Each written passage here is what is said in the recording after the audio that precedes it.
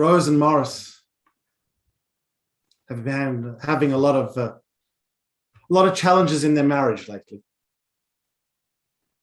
And after several days of silence, Morris turned to his wife and asked, "What's wrong? What's the problem, Rose?" "The problem," she said, "the problem is that you don't have any empathy." Offended at her accusation, Morris went into the next room and he called his dear friend Joe. He explained what had been going on and asked Joe for Joe's advice.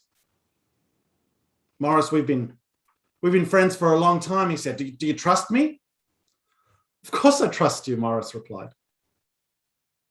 "Okay, well, if you trust me, then I have to tell you that the problem in your relationship is that you have no empathy." Furious at his wife and at his friend, Morris gets in his car and drives directly to the synagogue to speak with the rabbi. Morris sits down in the rabbi's office and over the course of an hour explains the entire saga. To sum it all up, he says, my wife and my best friend have accused me of having no empathy. The rabbi looks at him and says, "So Morris, what do you think?" Morris paused for a moment and then replied, "To be honest, Rabbi, I don't understand why they feel that way." It's hard to tell a joke on Zoom, but I hope you chuckled at home as I delivered the punchline. As empathy, or the lack thereof, is something I've been thinking a lot about lately. To be clear, empathy is our ability to see the world through someone else's eyes, to enter into their feelings, to act in such a way as to let them know that they are understood, that they are heard, that they matter. Indeed, it has been said that the great gift of the human spirit is that we have the power of empathy. I was reminded of this firsthand a few weeks ago when I went for a walk with my family down to the St. Kilda Botanic Gardens.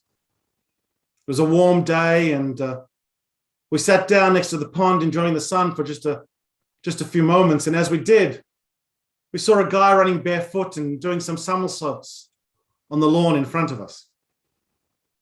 We also saw a broken sprinkler sticking out of the grass. And just then, just as we looked out at these two things, we saw the guy land on the broken pipe, and my kids and I collectively gasped.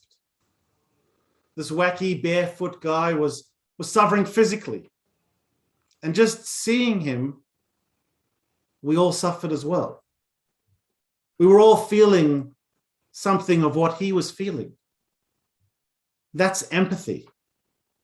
We all have the ability to experience empathy. Think about all the times you've caught someone doing something embarrassing. You were probably embarrassed too. Isn't that strange? Why were you embarrassed?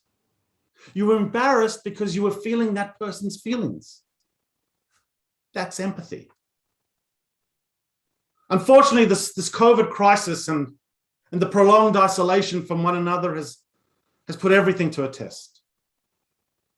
The healthcare system, the supply chains, and even social safety nets. This COVID crisis has also tested our moral character. And while I don't intend to stand here on this bimah, virtual or otherwise, and suggest that we have failed this test, I think that on this night of openness and honesty, we have to admit that we've not exactly made the honor roll either. As we are taught in Mishnah Yoma, and we'll be reminded in the Machzor this evening, Averot shebein adam lemakom Yom HaKippurim mechaper. Averot shebein adam lechavaro ein Yom HaKippurim mechaper ad sheratzeh et chavaro. For transgressions against God, the Day of Atonement atones. But for transgressions of one human being against another, the Day of Atonement does not atone until we've made peace with one another. But But how do you make peace with another without empathy for that other? Every year we gather on this day, on this night, and we say, Ashamnu, Bagadnu, Gazalnu. We betray, we steal, we scorn. We can all rattle off examples of the ways we hate, insult, and transgress. Yet have we ever stopped to think about why? Why do we neglect? Why are we unkind? The answer, I believe, is because of a lack of genuine empathy in our world. Without empathy, the door is left open to inflict pain on others and ourselves. Without empathy, the door is left open to sin. And so, as we gather on this Kol Nidrei, and as that beautiful melody still rings within our ears, I want us to think about ourselves, our actions, and the role we play in the world. I want to encourage us to think more deeply about empathy and the role that it plays in our lives. I was recently reminded of a commencement address that the then Senator Barack Obama gave in 2006 to students at Xavier University. He said, there's been a lot of talk in our country lately about the federal deficit. But I think we should talk more about our empathy deficit, the ability to put ourselves in someone else's shoes, to see the world through the eyes of those who are different from us. Now, not everyone might agree with Barack Obama's politics or like him as a person, but he put forward what philosophers like Adam Smith and Baruch Spinoza have in different ways affirmed over the centuries. That is, they have suggested, in fact, they have contended, that empathy is the engine for morality. When you see someone suffering and you are suffering in response, you want to make sure that that person suffers less. When there is a financial deficit, there may not be enough money to sustain an advanced economy.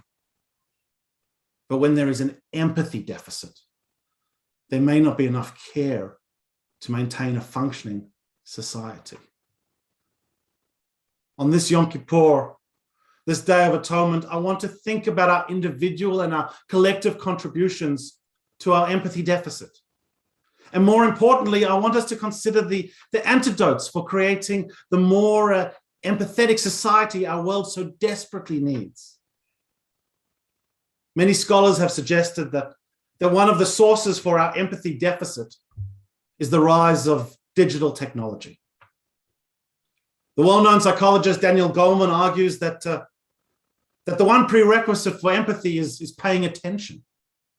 If you're walking down the street and you're not simultaneously texting or talking on the phone, checking your email, then your mind is open to that which is around you. You might notice an individual suffering on the other side of the road. You might go out of your way to help.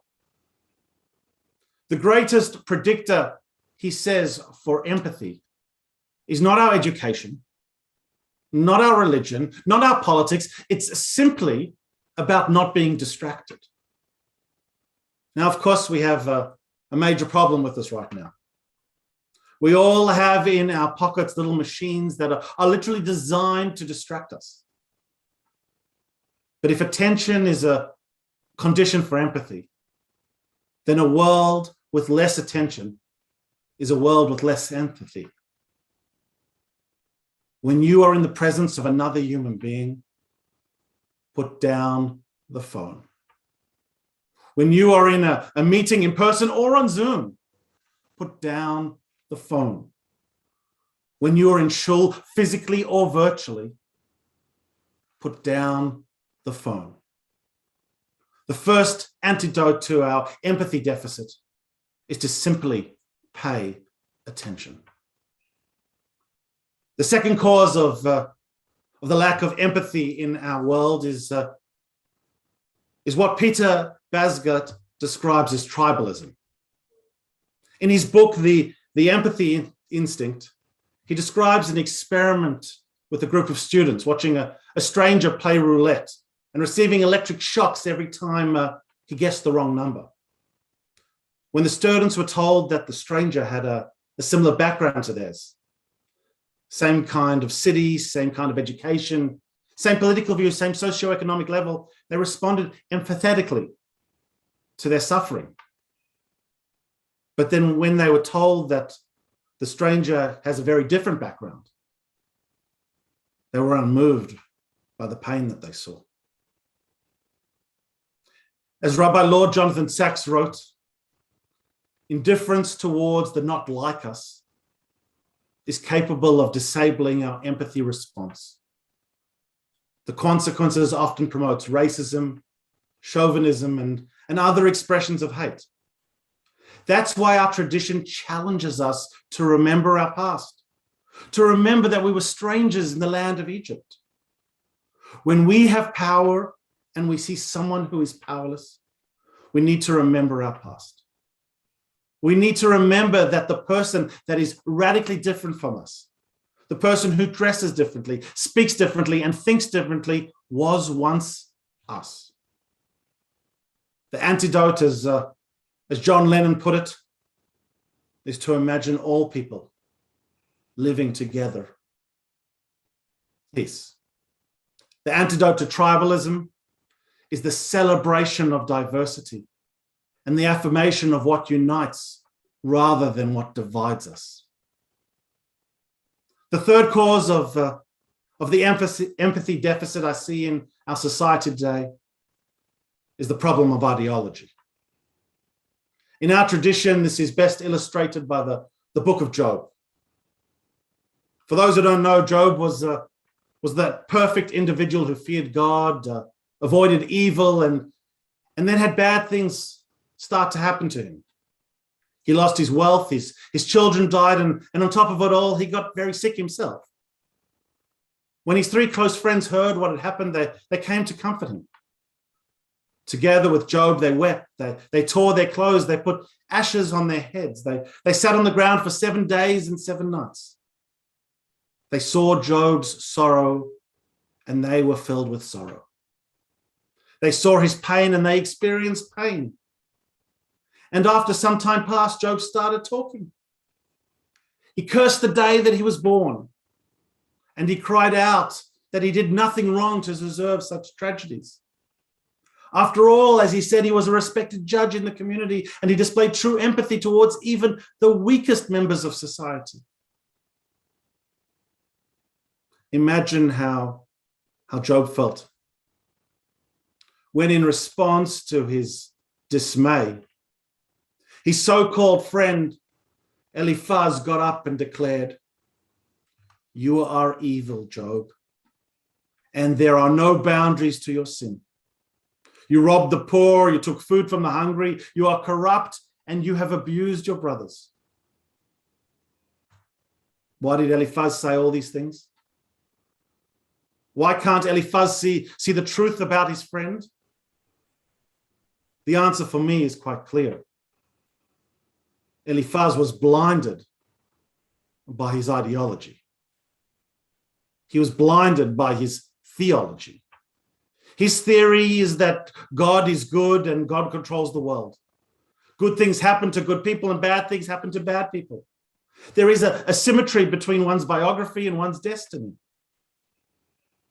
With this as his theology, it's easy to see how Eliphaz justifies the legitimacy of Job's suffering. That is what happens when theology blinds us. That is what happens when we can't see the people living next to us. And let me be clear, it isn't just theology, but any ideology, any theory we have about the world. Feminism can do this, communism could do this, capitalism, socialism, liberalism, vegetarianism, any ism. Any ideology that we use to understand the world can block our ability to see the actual people in the world. And while the connection to our story helps us to understand other people, it's our attachment to our ideologies that frequently separates us. And here, our tradition is literally screaming at us through the centuries to put aside our ideologies so that we can truly see the humanity in all people. The antidote for ideology seems to be the recognition that we all created B'Tselem Elohim, in the image of God, in the divine image. And then ultimately we have more in common than we allow ourselves to believe. The fourth and final challenge to empathy that I want to share this evening is related to ideology. It is the political polarization that is becoming increasingly common in our country and our society. In the good old days, a political debate was something that the rabbis described as l'shem shamayim, for the sake of heaven. In the simplest terms, it was a disagreement between two people who both thought that the other was wrong. Increasingly, however, our political and communal debates are no longer built about one person or a group of people thinking that the other's ideas are wrong. No, instead, and more critically, they seem to be built upon the belief that they are so right that the other person must have something fundamentally wrong with them.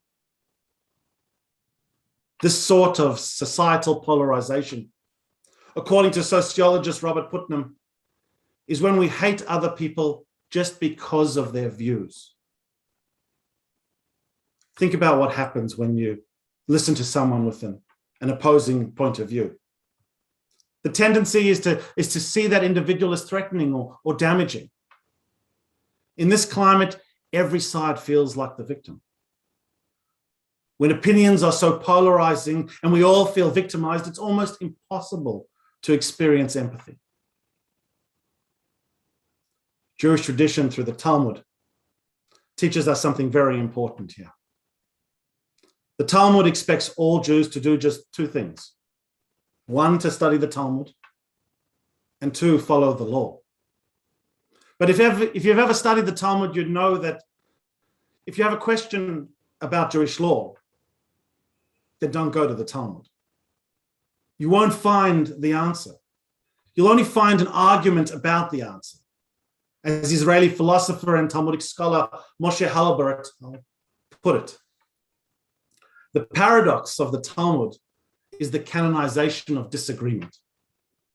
To study Talmud and obey Jewish law means to live according to one position while reading and understanding dissenting points of view.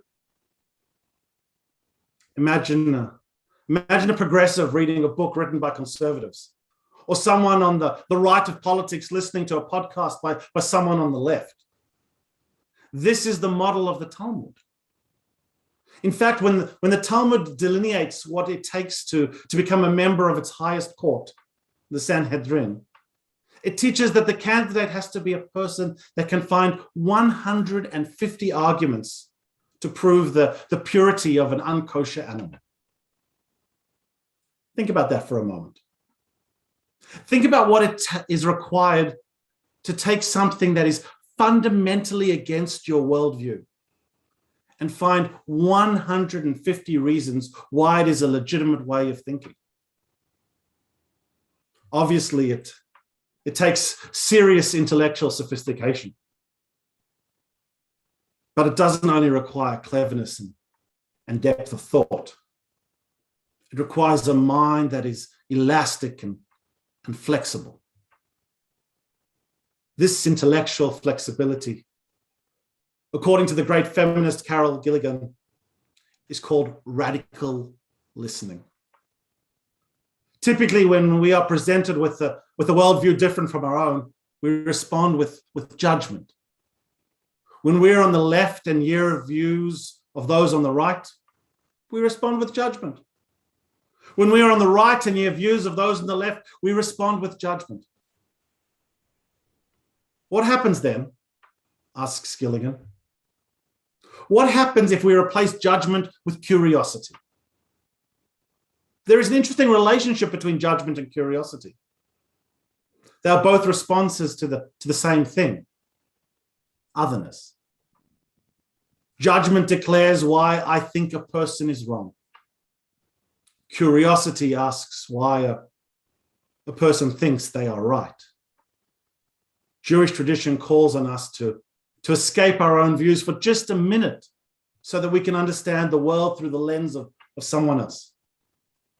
The antidote to political polarization is simply radically listening to people whose views are different from yours. There you have it. 4 causes for our empathy deficit: distraction, tribalism, ideology, and polarization. The antidote for technological distraction, well, it's simple. Pay attention. The antidote to tribalism is developing your connection to your own story and seeing the plight of others through it.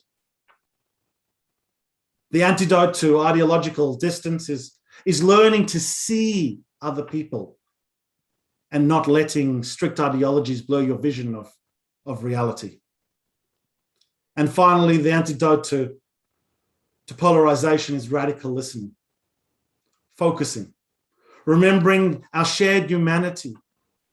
Look at the world clearly and listen, even if you disagree. Our community and our society are in desperate need of empathy. It's a big ask, I know. A task made even harder by these months of continued isolation and frustration. Yet perhaps this Yom Kippur, while we are so isolated from one another, we can begin to consider the possibility that it's not always about us, our views, our needs. Maybe on this Yom Kippur, we can all make an effort to lessen our egos and thereby enlarge our hearts. If we can do this, then maybe we might be able to build bridges between us, bridges that affirm our shared humanity, and bridges that lead to our shared future. I hope so. This is what I am praying for. Ken Yehi Ratzon. May this be God's will.